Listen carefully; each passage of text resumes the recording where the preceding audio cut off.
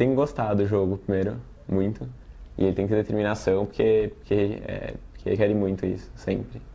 Tem que ter paciência para jogar bem, tem que ter vontade de aprender, de estudar, tem que ter empenho. Faz tudo baseado no xadrez. Em algum momento a vida vai me colocar em xeque.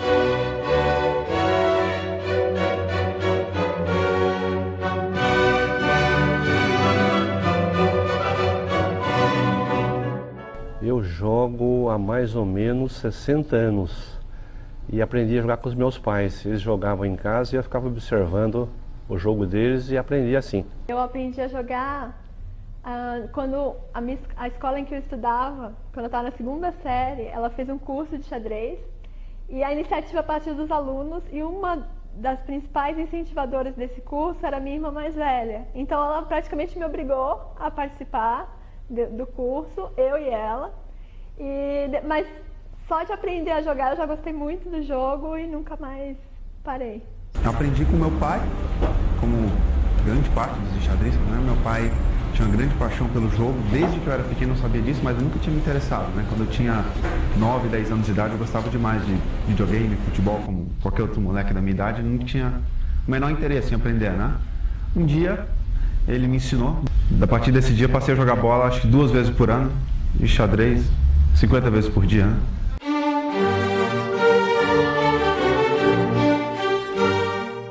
Ciência, arte, esporte ou jogo? O xadrez encanta e fascina pela sua profundidade e complexidade. Mas o que há nesse pequeno cenário de peças, casas e cheques que prende tanto a atenção de crianças, jovens e adultos? Olha, o xadrez é um jogo extraordinário. Ele é tudo ao mesmo tempo, é ciência, é arte, é jogo, competição. O jogo ensina muito para as pessoas disciplina, a lutar com vontade, com garra, mas também com seriedade. É um jogo, um esporte espetacular. Acho que dá para você enxergar como um jogo mesmo, aquela coisa da batalha, aquela coisa de você enfrentar a pessoa. E a coisa da arte mesmo de ser... Porque ele é um jogo bonito em si também, não só aquela coisa de ganhar, mas é toda uma coisa, existe uma coisa toda artística também. Por isso que eu escolhi o xadrez. Mas eu vejo também um diferencial do xadrez em relação a outros esportes na questão da convivência entre os jogadores. Que apesar de todo mundo ser adversário, é difícil ver em outro ambiente o grau de integração e amizade e tudo. Por exemplo, eu não vejo nenhum outro esporte que logo depois que acaba uma partida, os adversários analisam, vê o que cada um errou, trocam ideias, e isso não existe nos outros esportes. Acho que deve haver mesmo inúmeros benefícios do xadrez para o cérebro das crianças, para beneficiá-las nas atividades escolares, né? Mas eu quero que você pegue um jogador de xadrez, só um, que joga xadrez por causa dos benefícios que ele traz para sua mente. Né? Você não vai conhecer nenhum. Porque as pessoas, em geral, não sabem, não descobrem, foi o que eu não descobri até os 15 anos, é que o jogo é sim muito prazeroso. Ele é muito prazeroso em si, né? O jogo em si. E como surgiu o xadrez? De onde ele veio? Sua invenção já foi atribuída a chineses, egípcios, persas, árabes e até mesmo a Aristóteles e ao rei Salomão da Bíblia. A história não confirma tais lendas, e ao que tudo indica, o xadrez surgiu no norte da Índia, entre os séculos 5 e 6 da era cristã. No começo, o xadrez chamava-se chaturanga e era praticado por 4 jogadores. O chaturanga se converteu para um jogo de 2 adversários. As peças ganharam novos poderes, tornando o jogo mais ágil e na configuração que mantém hoje. Nasceu então o xadrez moderno, e a Pérsia foi provavelmente a primeira nação a conhecê-lo.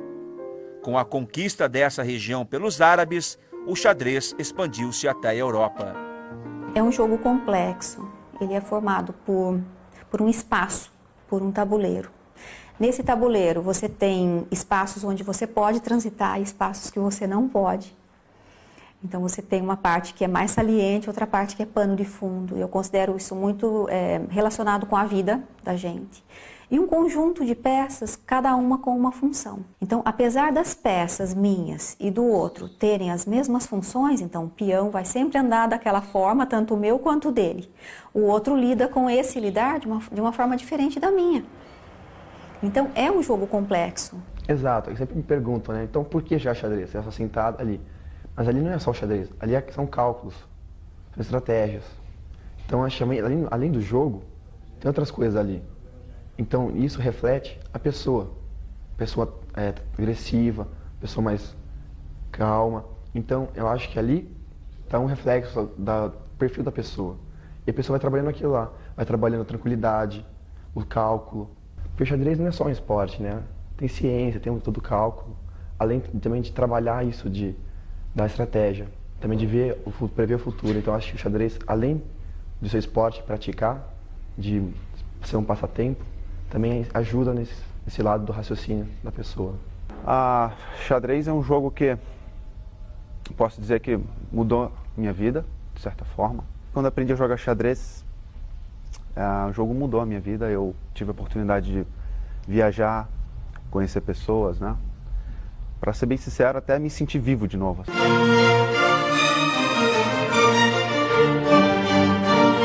O xadrez é jogado em um tabuleiro quadriculado, com 64 casas, 32 de cada cor. São 16 peças para cada lado, as brancas e as pretas.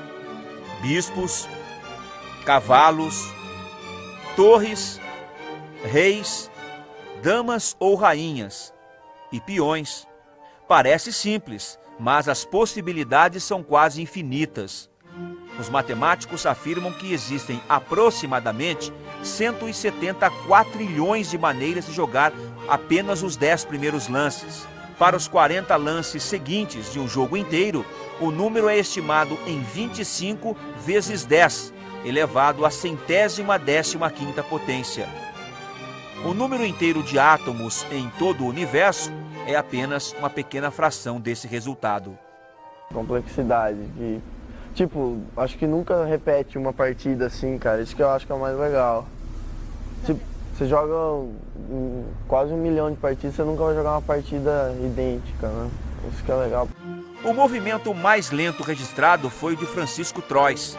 Levou 2 horas e 20 minutos para fazer um lance em um jogo contra Luís Santos, em Vigo, na Espanha, em 1980.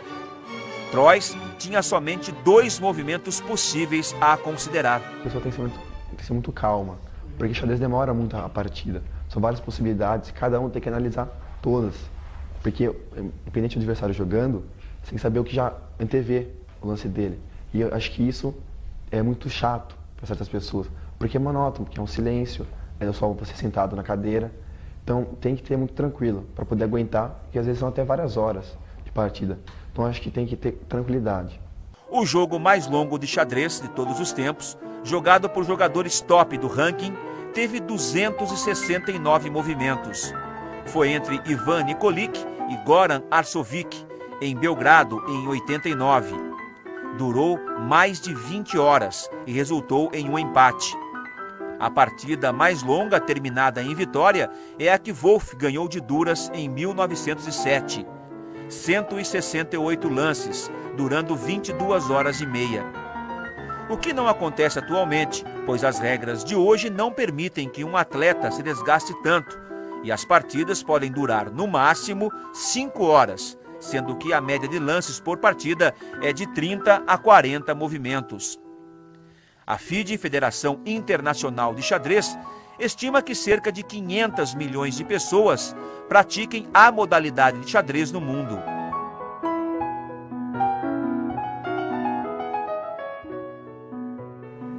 Cada peça tem um movimento particular e uma função estratégica no jogo. A melhor coordenação deste conjunto, a total colaboração de todas as peças, é o que leva um dos lados a alcançar o objetivo máximo do xadrez, dar xeque-mate ao rei adversário. Embora seja necessário um bom raciocínio e muita estratégia para executar planos que levem a esse objetivo, o jogo de xadrez não é difícil de ser praticado. É só aprender o movimento das peças.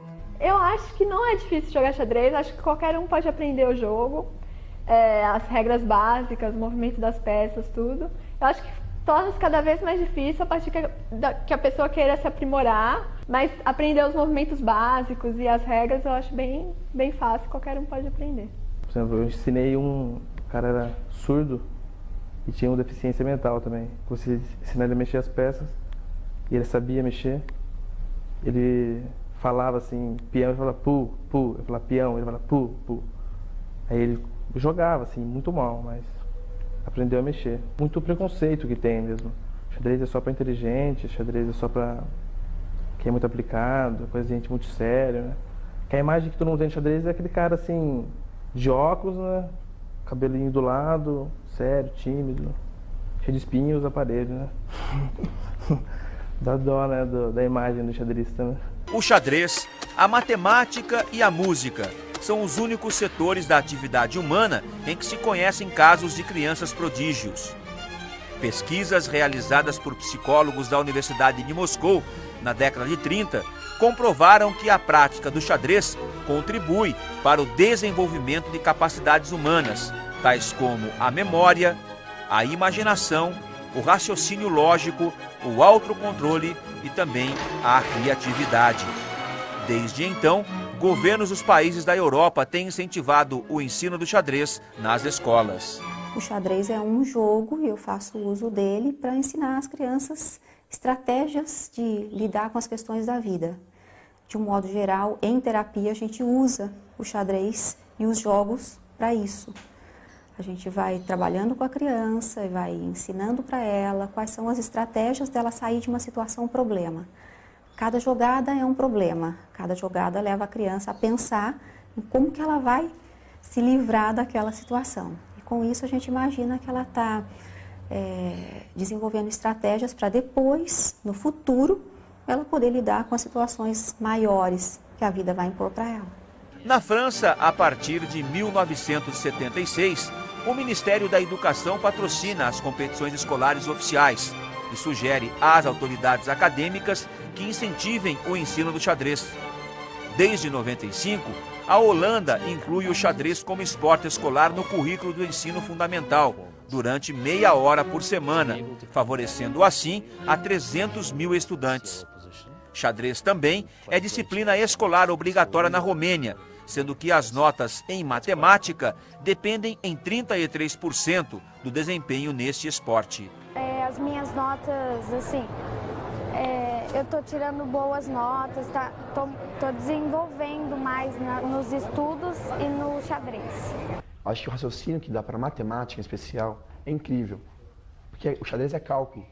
Você calcula o lance, calcula o outro. Então acho que isso na hora dos problemas, matemática, isso facilita, deixa muito mais rápido o pensamento. Quando você aprende xadrez, você estimula a sua mente a aprender mais coisas, você pensar rápido.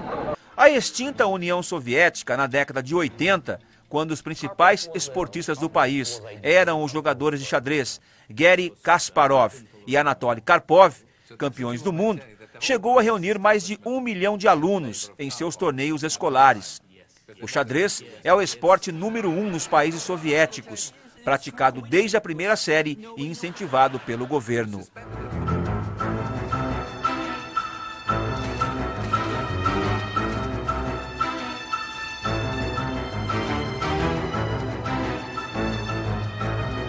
Há experiências de inclusão do xadrez no currículo escolar também na América Latina, principalmente em Cuba, Argentina e Venezuela. O Brasil, por sua vez, começou a testar a implantação do ensino de xadrez nas escolas e em comunidades carentes, graças a uma proposta do Ministério dos Esportes em 2003. Antes disso, a partir dos anos 80, algumas escolas do Paraná já haviam aderido à prática do jogo como atividade complementar do currículo escolar. Tem um seminário de xadrez no Paraná, uma cidade chamada Faxinal do Céu, no interior do Paraná.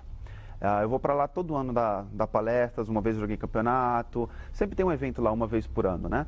E no estado do Paraná, graças ao esforço do GM Jaime Sunier Neto lá no estado, ele é repleto de jogadores de xadrez, crianças, por causa do xadrez nas escolas. Todas as escolas de Curitiba, em várias outras cidades do interior. Então esse evento de Faxinal do Céu reúne garotos do estado inteiro, somente jogadores de xadrez, para ver mestres jogando, para ver mestres dando palestras, essas coisas, né?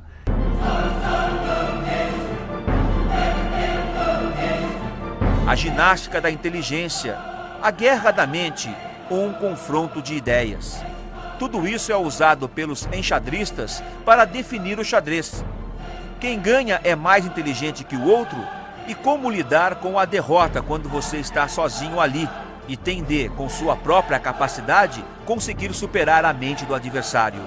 A maioria das pessoas, quando perdem, especialmente no xadrez, o xadrez ele é muito doloroso para o ego, a derrota, porque você fica, às vezes, mais de 4 horas na frente de um tabuleiro, na frente do seu adversário. O seu adversário está parado na sua frente o tempo inteiro. Em um certo ponto da partida, onde chega o máximo da tensão, especialmente em competições de alto nível, é como você está tentando dominar a mente do seu adversário, digamos, e ele é a sua. Quando isso resulta em derrota para você, isso é muito doloroso, e eu já conheci dezenas de profissionais que, após perder uma partida, chegam no quarto do hotel e falam: eu vou parar de jogar esse negócio, eu não sei o que eu estou fazendo aqui jogando, eu sou muito burro para jogar xadrez, podia estar em casa fazendo uma faculdade, o xadrez não me retribui nada, essas coisas, né? Eu fico com muita raiva, mas a minha raiva é um pouco diferente, não é aquela raiva que me desanima, né? A raiva que me dá vontade de sair logo do local de jogos, ir para casa e estudar, e melhorar, e ver o que foi que eu errei, na próxima partida não perder para aquele sujeito novamente, né? Hoje em dia, a inteligência não é mais vista como um fator único. Teorias mais recentes sobre a inteligência, como a do psicólogo Howard Gardner, propõem que ela é subdividida em diversas capacidades cognitivas. E o xadrez desenvolve diferentes capacidades cognitivas naqueles que o praticam, como memória, concentração, velocidade de processamento e outras. A maioria das pessoas que jogam xadrez é inteligente, elas só fazem mais questão de mostrar isso. Eu acho que as pessoas se sentem mais, na verdade, as pessoas se sentem mais aceitas por serem inteligentes no xadrez.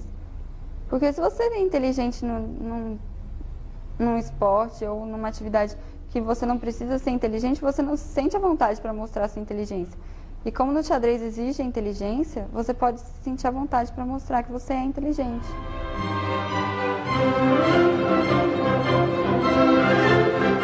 No que o xadrez ajuda? Ajuda a criança a parar, a pensar para depois agir. Então, nesse momento, ela está observando situações, ela está pensando que jogada que vem depois, o que será que o outro jogador está pensando. Então, uma jogada que o outro faz e que não era a jogada que a criança estava esperando. Faz com que ela pare para pensar, com que ela observe, com que ela raciocine e tente sair daquela situação problema, se valendo de associação de estratégias que ela já tem. Então, lidar com o imprevisto é algo que leva a gente a estar desenvolvendo a capacidade intelectual e a capacidade cognitiva de lidar com situação problema. A percepção visual, as relações espaciais, né, organizar onde que vai ser a jogada, cada peça vai de que ponto até que ponto, aonde que ela tem que parar com uma peça para fazer a melhor jogada. Então, isso também é outra capacidade cognitiva. Então, várias são as capacidades cognitivas, né? Várias são as capacidades que o xadrez consegue estar trabalhando. Garry Kasparov, o melhor jogador de xadrez da atualidade, disse que o xadrez é a vida em miniatura. As peças, suas funções, tarefas e todo o desenrolar de uma partida exemplifica, no tabuleiro, as relações da vida e do mundo. Historiadores afirmam que ele está certo. O xadrez foi inventado baseado na cultura de uma época. Reis, rainhas, cavalos e torres de guerra serviam para treinar estratégias de combate. O xadrez imita a vida e serve, assim, como um instrumento de aprendizagem para saber lidar e se dar bem nela. Como que eu me apresento para a sociedade? Tá? Com um conjunto de características. Então, eu imagino assim, aquele meu conjunto de peças, ele está representando o meu conjunto de características. Algumas são mais simples e mais linha de frente, né? E as outras eu preservo um pouco mais e vou apresentando aos poucos. São as minhas armas, entre aspas. E com elas é que eu vou lidando, né? Eu vou desenvolvendo essa minha habilidade de estar lidando com as questões do outro, com as minhas questões. Quando que eu tenho que usar a minha rainha? Né? Em que momento, por exemplo, na vida que eu também tenho que me impor mais ou que eu tenho que ter mais flexibilidade para lidar com as coisas da vida? Ou quando que eu me preservo um pouco mais, tenho que ficar com o meu rei, né, com o meu eixo, com os meus valores, sendo, na verdade, protegidos por toda a minha linha de frente, por todas as minhas características pessoais. A criança tem que ter domínio de todas essas peças. Então, ela tem que saber todas as funções, todas as formas de você locomover cada peça. A partir daí, a criança já começa a entender o lugar de cada um, começa a entender hierarquia, né? Formas de você lidar ou de você transitar no meio social. E você tem que conhecer a sua forma de trabalhar com isso e a forma do outro trabalhar com isso também. Acho que o peão, ele representa o povo mesmo, né? Porque um peão sozinho, ele sofre, né? Ele fica abandonado, né? Quando junta todos eles vão atacando as outras peças. As peças mais fortes, né? Como a dama, né? Que seria a toda poderosa, né? Aí ela foge dos pequenos quando eles estão juntos. Mas quando ele está sozinho, não. Ela vai lá e ataca, acaba com ele na hora. Ele não tem chance nenhuma. O cavalo, ele já é visto como... Parece muito livre, ele anda torto, ele não segue os padrões. Ele vive de uma forma muito livre. O bispo é moralista, porque ele só anda numas casas, ele não invade o campo do outro. Um bispo fica respeitando o outro. E o rei, né? O rei eu acho muito inteligente, porque ele controla todo mundo sem usar força, né? Todo mundo quer defender o rei, fazer o bem para ele, e ele não precisa fazer nada, né? Fica parado, né? Mas só fica parado, e todo mundo tenta defender ele o tempo todo. Seria assim, um cara muito inteligente, assim. Eu vejo muita semelhança entre o xadrez e a vida. Inclusive, um dia desses eu estava fazendo um trabalho sobre os prisioneiros de guerra e estava fazendo uma analogia entre você sacrificar uma peça no xadrez, que é um movimento bem comum, aos homens-bomba. Por exemplo, você sacrifica uma peça de menor valor por um ideal maior, que é a vitória. Mesma coisa os homens-bomba, por exemplo. Eu acho que ali tá um lugar bom para você poder errar. Ele acabou a partida e começa outra. Mas a vida não, a vida acabou, você não tem como corrigir mais. Então acho ali onde você pode errar. Um estudo sobre a influência do xadrez no desenvolvimento da personalidade de crianças em idade escolar, elaborado na Romênia, apontou que diversas características de uma partida de xadrez interferem na formação do caráter de cada jogador. Enquanto o jogador está sentado, concentrado no lance que irá jogar, ele está desenvolvendo uma habilidade. Quando eu estou imóvel, quando eu estou sentada e quando eu estou olhando uma jogada, o que eu estou fazendo? Eu estou aprendendo a me controlar em nível motor, a me controlar em nível emocional e a estar usando a minha capacidade cognitiva da melhor forma possível. Se você imaginar uma pessoa nervosa, tá? O que ela faz? Ela se mexe, né, extremamente. E aí, nesse se mexer, a capacidade cognitiva dela está retida, não está podendo ser colocada da melhor forma possível. A complexidade do xadrez e as inúmeras possibilidades que ele oferece impõem um dilema interessante aos jogadores. O que fazer primeiro? Qual é o problema principal de cada partida e onde a atenção deve ser colocada? Os estudos dos psicólogos romenos confirmaram que essa característica do jogo melhora a capacidade dos enxadristas em avaliar a hierarquia dos problemas e em como dispor seu tempo para resolvê-los. Hierarquizar problemas. Qual que é o imediato que eu tenho que fazer agora? Como é que eu vou poder articular com todos esses meus jogadores, né, que são as personagens ali do jogo, e imaginar que primeiro eu tenho que fazer isso, depois eu tenho que fazer aquilo, depois eu tenho que fazer aquilo. Isso é o que a gente faz na vida da gente o tempo todo. Então, nesse sentido, educar a criança, né, para pensar que existe uma sequência de fatos, que a gente não pode atropelar, que eu não posso ir lá e matar o rei antes de eu organizar uma série de estratégias para chegar até ele. Escolher o melhor lance entre tantas possibilidades e arcar com as consequências disso, que pode ser uma vitória ou uma derrota para você, também é uma característica do xadrez, que desenvolve a capacidade de tomar decisões. Os estudos romenos concluíram também que o xadrez, assim como outras artes, é capaz de desenvolver a capacidade criativa de cada um. O imprevisto da situação do jogo é que faz com que a criatividade possa aparecer. E o jogo, ele não pode ser visto como algo estático, ele é dinâmico. Se ele é dinâmico, a cada momento pode surgir uma nova ideia, a cada momento vai surgir uma situação. Tá? Isso vai desenvolvendo gradativamente habilidades mais criativas? Sem dúvida que sim.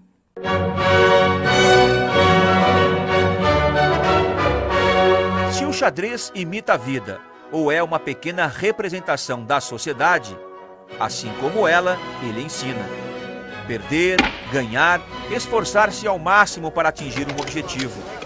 Coordenar peças, trabalhar em conjunto e tomar as decisões certas de cada vez. O xadrez é um palco cheio de opções.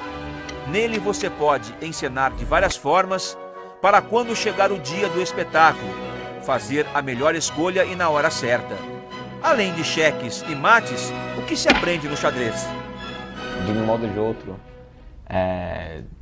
eu acho que é uma coisa que você tem que usar o raciocínio sempre.